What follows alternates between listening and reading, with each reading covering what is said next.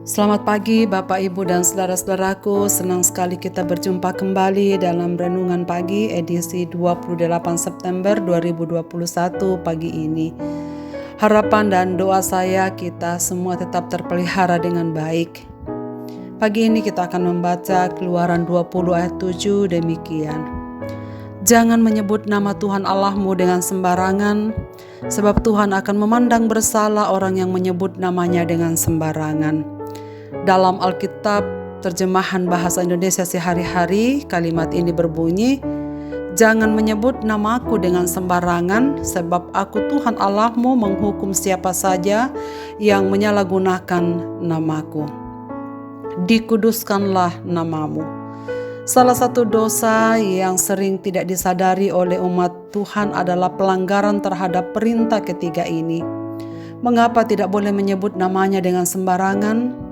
Sebab nama Tuhan menunjukkan identitas personalnya. Keluar dari tanah Mesir adalah sebuah hal ajaib bagi bangsa Israel. Namun kini mereka mengembara di sekeliling bangsa kafir yang mengenal banyak ilah, apalagi sebelumnya di Mesir yang memiliki banyak dewa. Itulah sebabnya hukum ini penting untuk diperhatikan, bahwa nama Tuhan menunjukkan siapa Dia.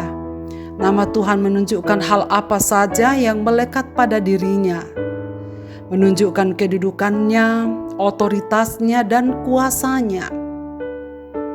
Dan itu berarti pelanggaran ini berkaitan dengan pertama, penyebutan nama Tuhan yang dilontarkan secara sembrono dan tidak hormat.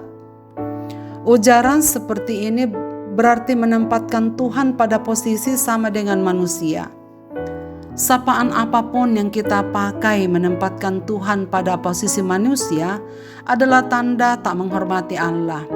Sapaan Allah tidak boleh sama dengan kita menyapa manusia, sebab Allah jauh lebih mulia, lebih tinggi, dan lebih suci dari manusia.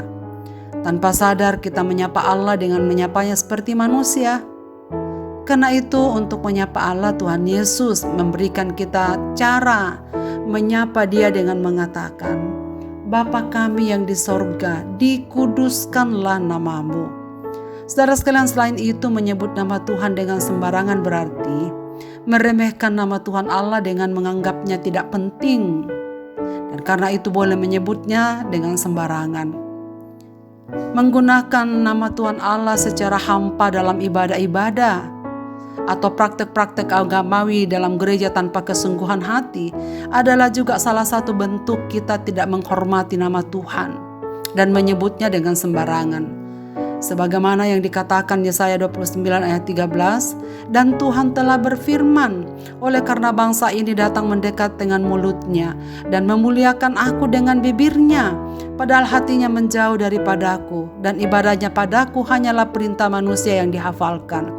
Jadi saudara-saudaraku yang saya kasihi, ketika kita menyebut nama Tuhan tetapi hanya di bibir saja, bukan dari hati, sama saja dengan kita menyebut nama Tuhan dengan sembarangan.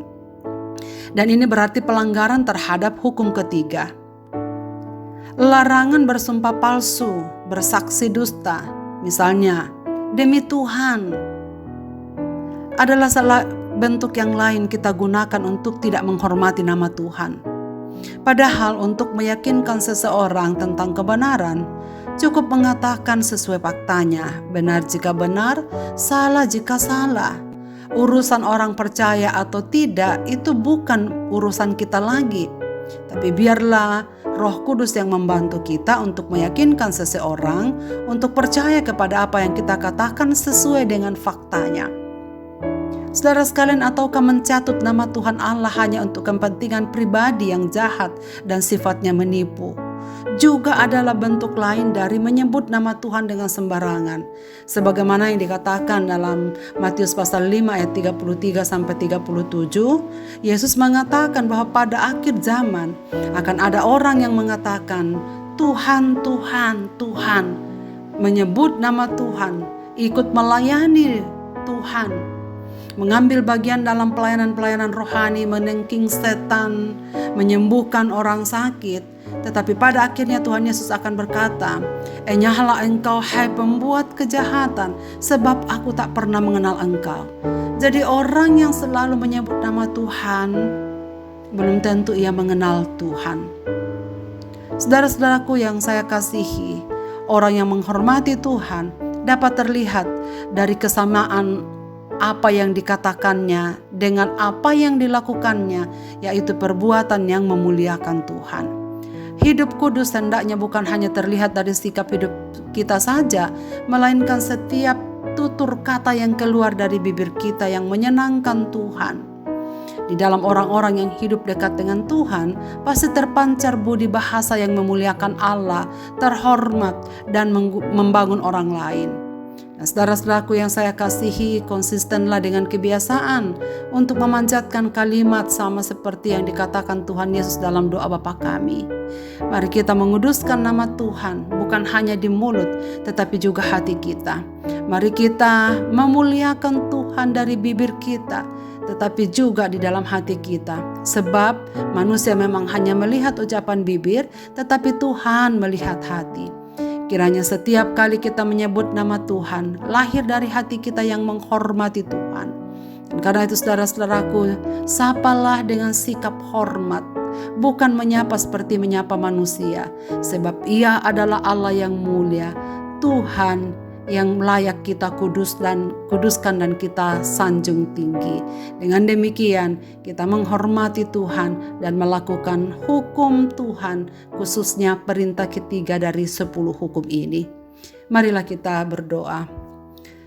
Bapa di sorga, Bapa kami dalam nama Tuhan Yesus, terima kasih banyak untuk kebenaran firman-Mu yang kami dengarkan pada pagi ini.